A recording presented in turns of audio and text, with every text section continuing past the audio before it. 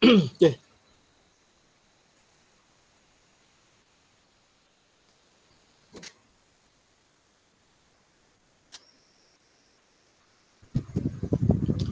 Okay, kita sambung dengan soalan soalan 3.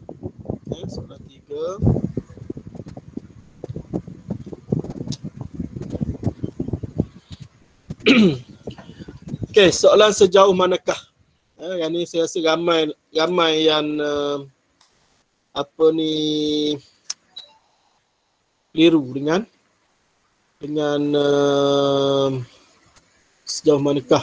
Kalau lihat pada jawapan tu masih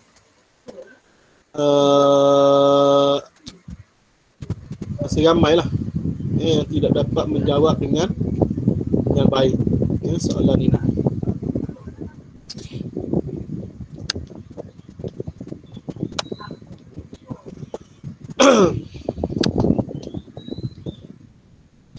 Okey. Sejauh manakah faktor hujan mempengaruhi kadar resapan air tanah? Sejauh manakah? Ingat, apabila soalan sejauh manakah, biasanya dia akan bagi faktor utama ataupun dibagi poin utama. Jadi poin utama sini ialah hujan. Poin utama dia ialah hujan. Jadi hujan ni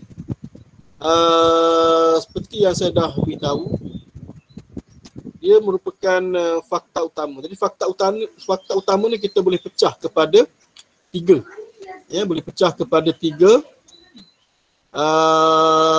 anak dia lah, ataupun kita kata sub dia. Yang pertama intensity. Intensity ataupun kelebatan hujan, lebat atau renyai-renyai. Yang kedua, kekerapan hujan. Kekerapan, kerap atau tidak. Contoh, kita ambil musim tengkujuh. Kerap, kekerapan hujan tinggi. Musim monsun timur laut. Kawasan pantai timur, kekerapan hujan dia rendah. Itu kekerapan. Maknanya dia dari segi kita ambil hari lah. Dalam sebulan tu berapa hari hujan. Kalau kerap, dia banyak hari hujan. Kalau kurang, mungkin dalam sebulan tu cuma 7 ke 8 hari sahaja hujan, ataupun mungkin tidak ada hujan terus. Kemudian tempoh masa. Tempoh masa. Lama atau sekejap. Contoh kalau kita ambil hujan lebat. Hujan lebat sekejap. Turun. Lepas tu tak ada dah. Kalau hujan renyai-renyai, kebiasaannya tempoh masa dia lebih panjang. Okey, 3. Jadi kalau kita lihat, markah 13. Jadi fakta kita cuma ada 3. Jadi untuk soalan sejauh manakah, kita kena gabung dengan fakta lain. Kita tak boleh hanya bergantung kepada fakta hujan. Faktor hujan cuma ada 3. Jadi kalau kita buat hujan sahaja, kita cuma ada 3 fakta sahajalah. Satu lagi, kalau hujan tu kita buat 1 fakta sahaja, rugi dah. Sebab kita kena tambah dengan fakta lain yang lebih banyak. Sebenarnya dia dah untung dah tu. Sebab kita dah ada 3 fakta hujan, cuma kena tambah dengan 3 faktor lain. Jadi kalau kita buat fakta hujan tu 1, jadi kita kena cover dengan 5 faktor yang lain. Jadi yang ni kita kena ingat, soalan sejauh manakah wajib. Bukan sunat dah, wajib kena gabung dengan faktor-faktor yang lain. Jadi sebelum masuk ke faktor lain, jangan lupa buat penegasan. Apa itu penegasan? Penegasan ni satu ayat pendek. Satu ayat pendek. Sebelum masuk ke faktor lain, ayat dia, selain daripada faktor hujan, sebab soalan ni faktor hujan dia bagi. Selain daripada faktor hujan, terdapat juga faktor lain yang mempengaruhi kadar resapan air tanah. Sebab satu markah. Buat pendek je. 1 markah. Tak buat, tak dapat 1 markah. Jadi awak terus kepada faktor lain. Hilang 1 markah. Sedangkan dengan satu ayat pendek tu, awak dah dapat mengumpul 1 markah. Okey, tambah gabung dengan faktor-faktor lain. Letupan tumbuhan, kecerunan, keporosan tanah, ketelapan batuan, aktiviti manusia. Aktiviti manusia. Jadi faktor-faktor lain ni boleh juga kadang-kadang ditanya dalam soalan. Contoh, sejauh manakah aktiviti manusia mempengaruhi kadar resapan air tanah. Jadi kalau aktiviti manusia tu jadi faktor utama, jadi aktiviti manusia itu kita boleh kecilkan lagi. Kita boleh buat aktiviti tu secara berbeza. Tapi untuk soalan ni, aktiviti manusia tu dikira 1. Contoh, buat perenggan pertama aktiviti pembalakan, perenggan kedua aktiviti pertanian. Tak kira, dikira 1 sahaja. Ya? Sama juga dengan faktor batuan. Awak buat struktur batuan, mineral batuan dan sebagainya, 1, 2, 3 perenggan pun tetap dikira 1 sebab dia bukan faktor utama. Ya. Jadi ingat, untuk soalan struktur, soalan sejauh manakah, kita hurai dulu faktor utama dia yang diminta dalam soalan, kemudian baru diikuti dengan faktor-faktor lain. Jadi sebelum masuk faktor lain, buat penegasan. Ya. Okey. Satu lagi saya nak tekankan di sini ialah apabila soalan tu ada kadar. Kadar. Jadi dalam huraian mesti ada tinggi atau rendah, banyak atau sedikit. Mesti ada tu kadar sebab dia nak kadar tu. Kadar. Kadar faedah. Contoh kalau kita biasa dengan bank. Kadar faedah tinggi ke rendah? Tinggi ke rendah? Ya? Kena ada dalam huraian. Ini contoh soalan, contoh jawapan. Kita ambil faktor hujan tadi. Faktor kelebatan ataupun intensiti hujan merupakan antara faktor yang mempengaruhi kadar resapan air tanah. Hujan renyai-renyai mempunyai kadar resapan yang tinggi. Itu kadar tu. Yang tinggi berbanding hujan lebat. Kerana apa? Kerana hujan renyai-renyai melambatkan tempoh ketepuan permukaan tanah. Kesannya air hujan mempunyai tempoh untuk meresap masuk ke dalam tanah berbanding membentuk larian air permukaan. Ya. Dapat dua markah. Ya. Okey, jadi dalam huraian mesti ada tinggi. Contoh kita ambil faktor kekerapan contoh. Ya. Kalau hujan tu terlampau kerap, ya, hujan tu terlampau kerap, tanah dah capai takat tepu. Air makna dia air dalam tanah tu dah penuh. Jadi pada peringkat tu kadar resapan air berkurang. Ya, kadar resapan air akan berkurangan kerana permukaan air dah tepu dengan maknanya air dah penuh dalam semua rongga-rongga permukaan tanah tu. Jadi sebagian besar air akan mengalir sebagai larian air permukaan. Sebab tu kalau kita tengok musim tengkujuh contoh dia mudah berlaku banjir sebab ruang tanah tu dah penuh dengan air. Ya. Okey. Ini contoh jawapan dia. Jadi mesti ada. Jadi ni oleh kerana hujan tu faktor utama, jadi minimum 3. Ya. Minimum 3. Tapi katakanlah cikgu saya tak boleh nak pecah lah hujan ni.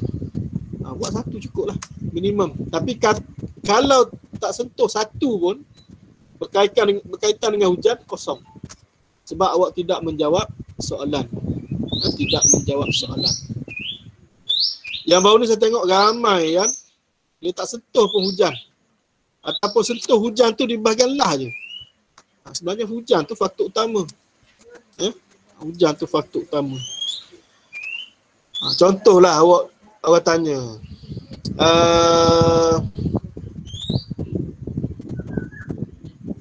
apa sifat najman contoh dia? Sifat najman. Awak pun cerita sifat apa ni Zulaikha, cerita sifat puteri. Sampai ke sudah tak cerita sifat najman, makna dia tak jawab soalan lah. Okey. Okey. Soalan 3B. 3B. Huraikan kepentingan air bawah tanah kepada manusia. Huraikan kepentingan air bawah tanah kepada manusia. Jadi fakta dia ialah kepentingan air bawah tanah. Air bawah tanah. Maknanya dia air yang duduk dalam lapisan tanah. Kepentingan air bawah tanah. Bakalan air domestik, sumber air untuk aktiviti pertanian, sumber air untuk aktiviti industri, sumber air untuk aquacultur, sumber air untuk pelancongan, sumber air untuk penternakan. Air bawah tanah. Ni ramai yang dia pakai hentam je jawab. Soalan nak sumber air bawah tanah.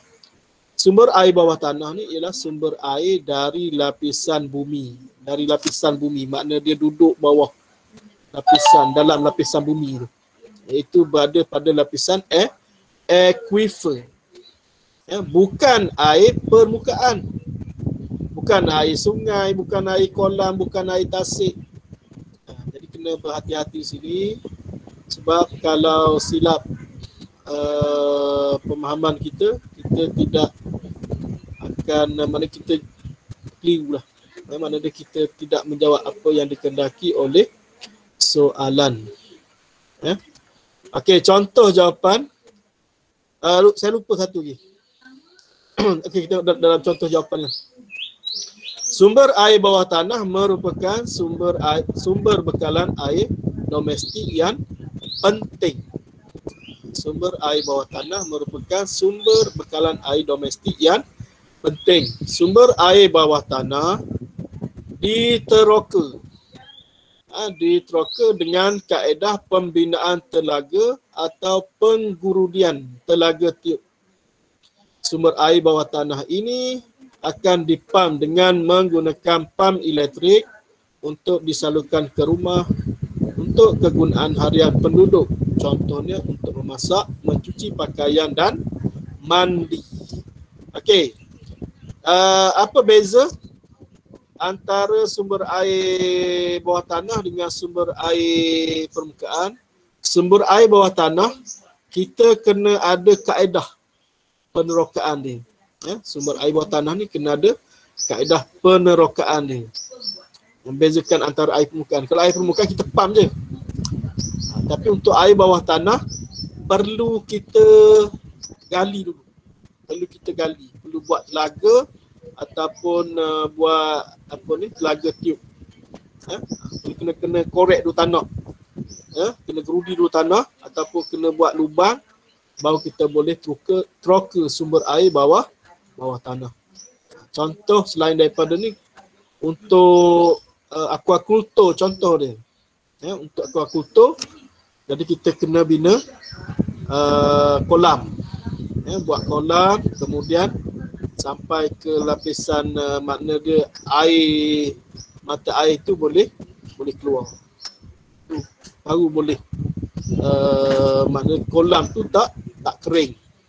Kalau tidak kolam tu akan kering. Okey. Jadi yang baru ni ramai yang lupa situ. Sumber air bawah tanah. Ada yang buat makna dia mana kaitkan dengan sumber air biasalah, sumber air permukaan. Kadang-kadang kita tak dapat markah dekat huraian sebab kita tak cerita tentang sumber air bawah tanah. Contoh lain kita ambil sumber air untuk industri. Air bawah tanah dikorek ataupun digerudi untuk mendapatkan sumber air bagi industri pembotolan air mineral ataupun air bawah tanah. pelancongan. Pelancongan ni air daripada sumber air mata air panas. Contoh dia. Ya. Ditolak, dipedas, dibesut. Ada telaga-telaga air panas yang keluar daripada permukaan bumi.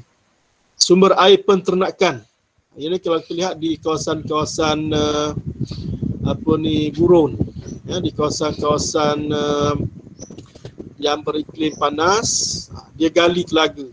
Ya, digali telaga. Jadi air itu dipam untuk membolehkan haiwan ternakan dia dapat sumber air. Ya, jadi kena berhati-hati untuk soalan 3B ni. Okey, soalan 4A sama juga dengan soalan 3A tadi. Sejauh manakah faktor fizikal? Faktor fizikal ni ialah faktor semula jadi. Faktor fizikal, faktor semula jadi. Maknanya faktor yang berlaku dipengaruhi oleh alam semula jadi, ya, ataupun oleh alam sekitar. Menyebabkan berlakunya kekurangan bekalan air. Ya, menyebabkan kekurangan bekalan air ataupun menyebabkan berlakunya kekurangan sumber air. Sumber air untuk bekalan harian lah ni. Okey, faktor fizikal yang pertama ialah perubahan musim. Ya, perubahan musim. Contoh sini kita ambil perubahan musim negara yang beriklim yang ada 4 musim. Ya, perubahan musim. Musim panas, musim sejuk, musim bunga, musim luruh. Jadi perubahan musim, bekalan air biasanya terganggu ketika musim sejuk. Ya, bekalan air biasa terganggu ketika musim sejuk sebab ketika musim sejuk air kebanyakannya membeku. Jadi dia kena panaskan dulu baru boleh dia bekalkan sumber air. Kalau kawasan monsun, musim kemarau. Ya, musim kemarau. Kalau kawasan monsun tropika. Ya. Okey, yang ketiga fenomena El Nino. Fenomena El Nino ni sama juga menyebabkan berlakunya kemarau, ya, ataupun menyebabkan berlakunya kekurangan hujan. Yang ketiga, kekurangan sumber air permukaan. Kekurangan sumber air permukaan ni makna dia di kawasan itu dia punya sungai dia ataupun sumber air permukaan tu kurang. Kita tengok contoh di Kelantan. Kelantan kenapa masalah bekalan air dia berlarutan ataupun teruk sekarang ni? Kerana Kelantan sungai dia tak banyak. Ya, Kelantan bilangan sungai dia ataupun jumlah sungai dia tidak banyak. Sungai Kelantan satu je. Berbanding dengan orang Pahang sungai Pahang besar. Sungai Pahang di di Kuantan ada sungai Kuantan, di Rompin ada sungai. Makna dia banyak sungai. Tapi ada setengah-tengah tempat sungai dia tak banyak. Ya, sungai dia tidak banyak. Ya. Jadi menyebabkan gangguan kepada bekalan air. Ya, gangguan kepada bekalan air. Kawasan gurun contoh dia.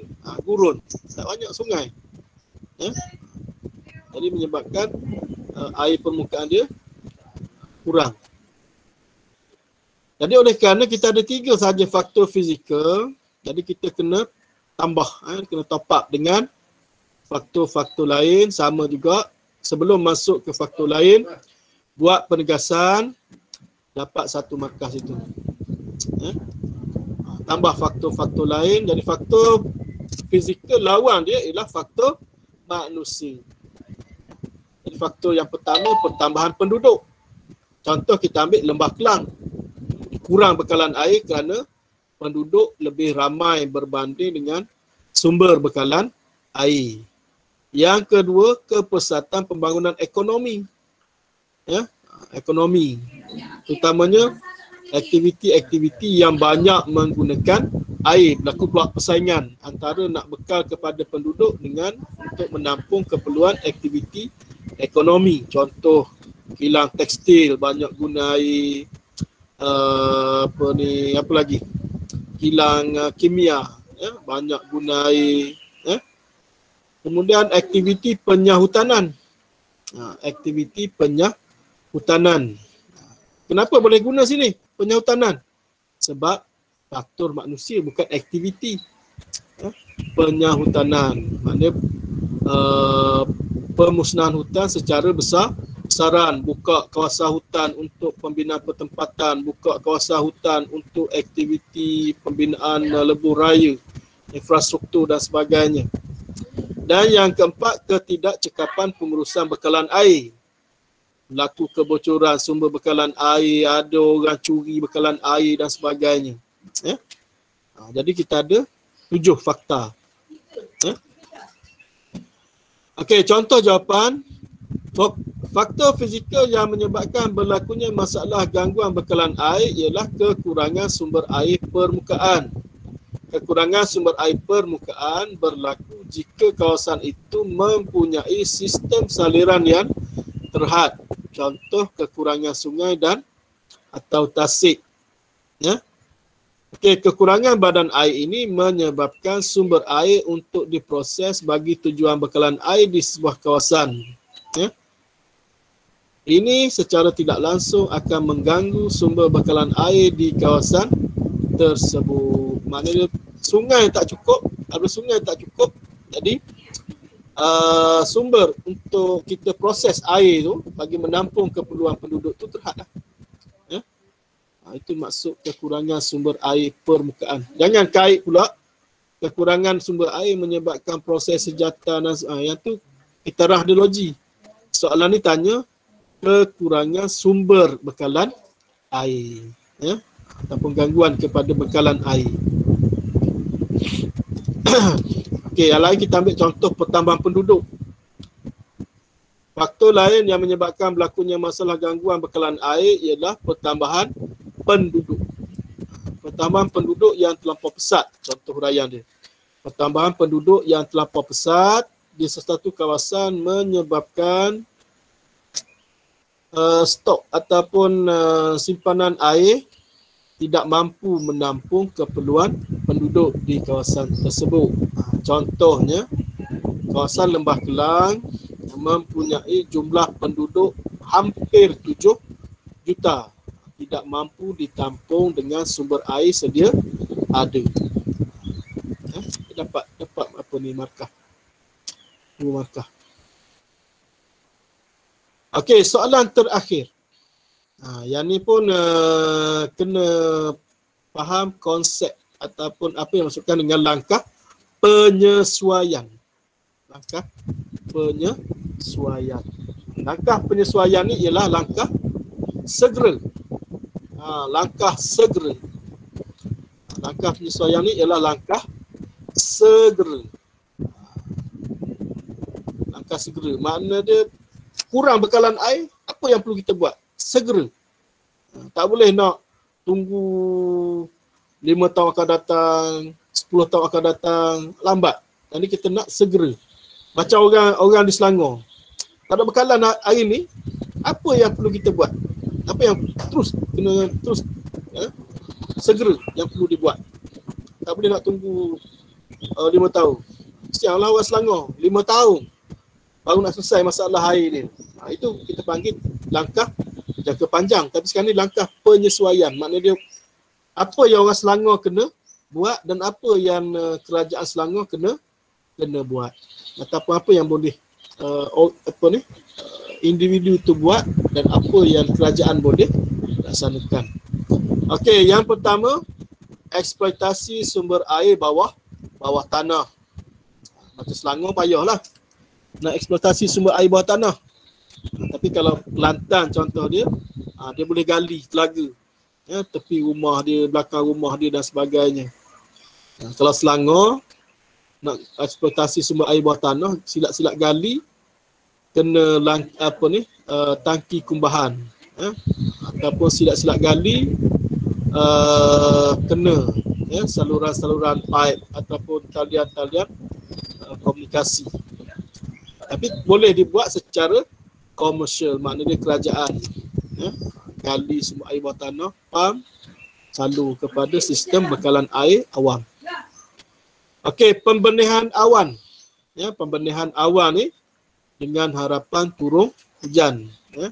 Jadi apabila hujan turun penuh, terutamanya kalau hujan tu diharapkan turun di kawasan dadahan, kawasan kolam, takungan dan sebagainya, jadi penuh air dalam kolam tu, itu boleh dipam untuk keperluan penduduk. Kemudian kita semula air. Kita semula air, mana air yang telah diguna tu digunakan kembali. Ya, air yang telah diguna boleh digunakan kembali. Ya.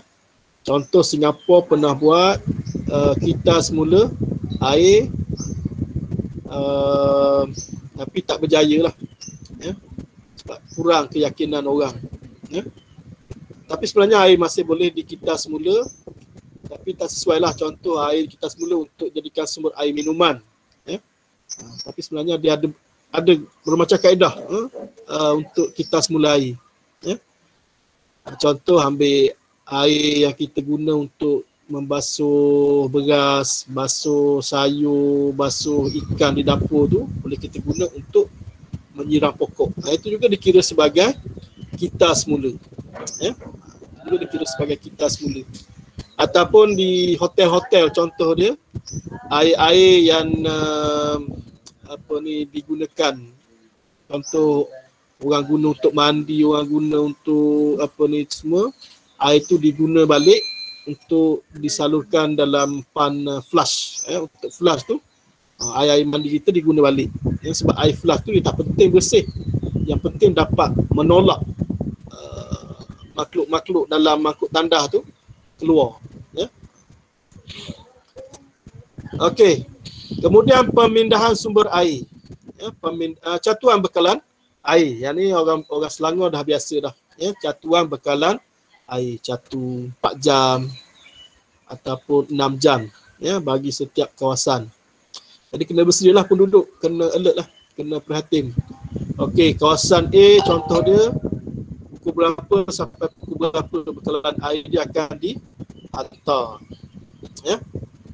Jadi kena, itu catuan bekalan air. Berebut lah. Kemudian yang ke 5, pemindahan sumber air. Ya, pemindahan sumber air yang ni yang cuba dilaksanakan oleh Selangor. Ambil air, sumber air dari Pahang untuk dihantar ke Selangor. Ya, itu projek Langat. Kemudian kempen. Kempen jimatkan penggunaan air. Contoh mengurangkan mandi. Maknanya dia waktu krisis bekalan air, mandi sekali sahaja sehari. Ya. Ataupun mengurangkan penggunaan air untuk aktiviti yang bukan normal. Contoh dia kurangkan basuh kereta, ya. Kurangkan penggunaan air untuk perkara-perkara yang boleh kita buat, yang mana tak perlu kita, bukan keutamaan kita. Ya. Okey. Dan yang terakhir ialah penyulingan air laut. Ya, penyulingan air laut. Yang ni peringkat yang terlampau kritikal lah. Ya, contoh negara-negara Arab. Ya, negara-negara Arab sekarang ni dia dah ada teknologi suling air laut. Jiran kita pun Singapura dah ada teknologi penyulingan air laut. Jadi air laut tu dipam, kemudian disuling, ya, dan dapatkan air. Sebab air laut ni dia terlampau tinggi kandungan garam, jadi kita tak boleh ambil secara langsung. Disuling dulu, asingkan lautan garam, kemudian air tadi ditopak balik dengan beberapa jenis garam mineral sebelum disalurkan ke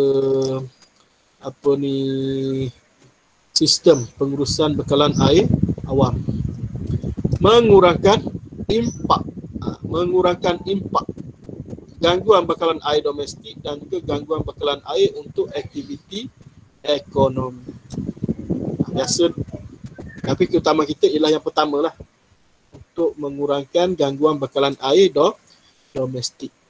Okey, contoh jawapan. Langkah penyesuaian pertama untuk impak gangguan bekalan ialah mengitar semula sumber air. Sumber air yang telah digunakan sebenarnya masih boleh dikitar semula. Contohnya, air yang telah digunakan untuk mencuci sayur dan ikan boleh digunakan untuk menyiram sayuran. Ini secara tidak langsung dapat mengelakkan pembaziran air dan pada masa yang sama dapat menjimatkan penggunaan sumber air dari bekalan air domestik, terutamanya ketika berlakunya krisis bekalan air. Itu contoh jawapannya. Ya? Dapat dua markah. Ya? Jadi kalau kita lihat fakta, maknanya dalam fakta tu kalau kita lihat tidak ada penanaman semula hutan, tidak ada langkah-langkah jangka panjang. Ya? Kalau penanaman semula hutan tu untuk hutan tu jadi kawasan tanahan mungkin mengambil masa 10, paling awal pun 10 tahun baru dapat mengatasi masalah kekurangan air. Tapi oleh kerana soalan ni nak langkah penyesuaian, nanti langkah segera. Langkah segera. Okey, ada soalan? Saya rasa kita dah habis perbincangan jawapan kita. Okey, ada soalan? Tak ada, cikgu. Ada. Tak ada. Ada. Okey, kalau tak ada, saya harap boleh gunalah perbincangan kita pada pagi ini untuk jadikan sebagai panduan, khususnya bagi menjawab soalan-soalan yang seiras selepas ini. Jadi kita ada pagi ni ada 15 peserta, maknanya ada dalam 7 orang peserta yang tidak dapat bersama, mungkin adalah masalah-masalah dia.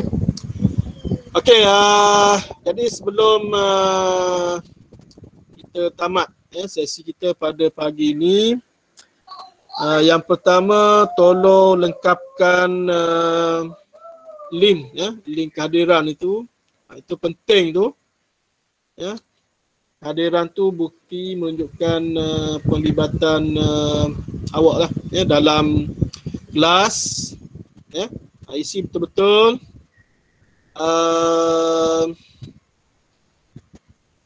Kemudian panjangkan perbincangan ini kepada rakan-rakan yang tidak dapat menyertai kita pada pagi ini. Mungkin secara online ni dia banyak gangguan. Dengan teknologi sekarang ni kita ada bermacam-macam masalah.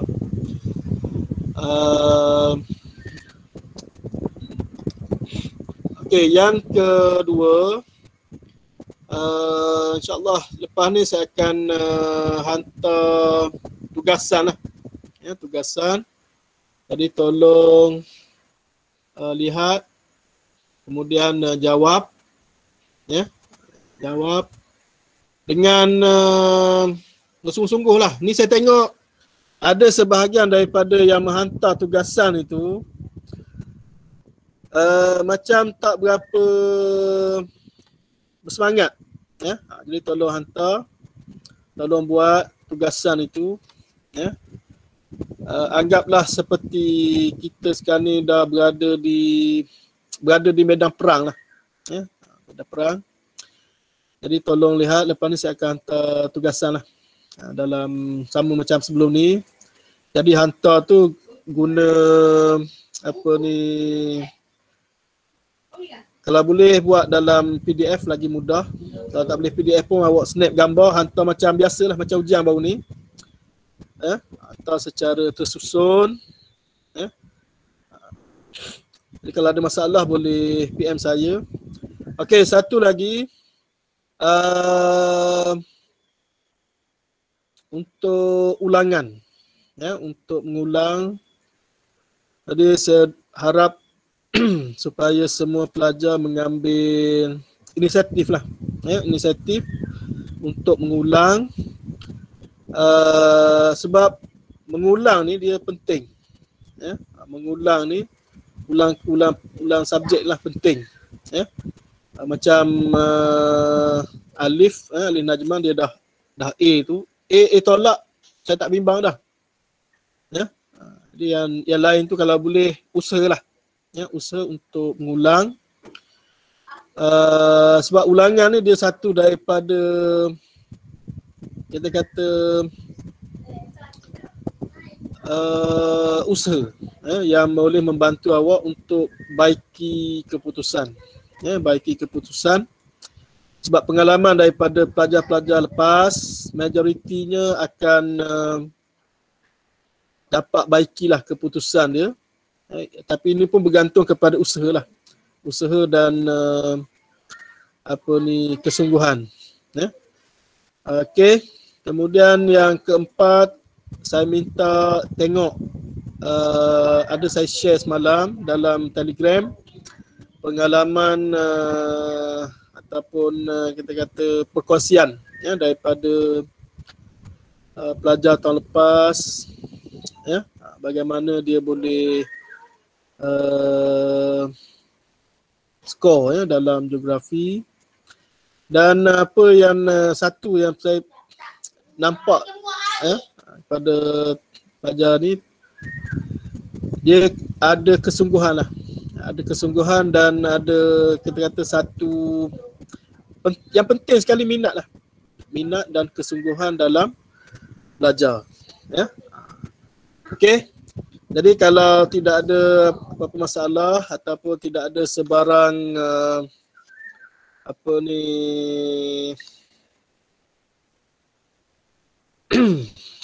ada sebarang,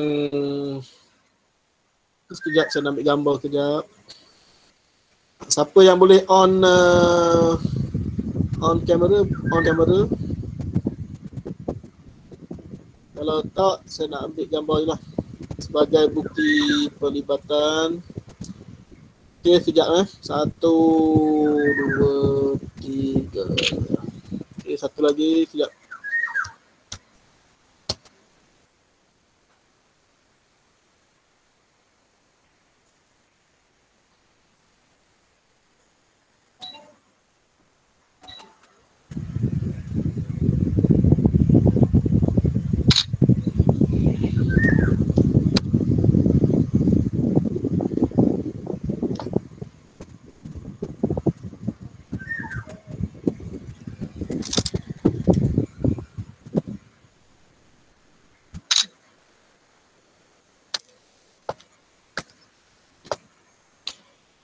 Okey, jadi sampai sini saja kelas kita pada pagi ini.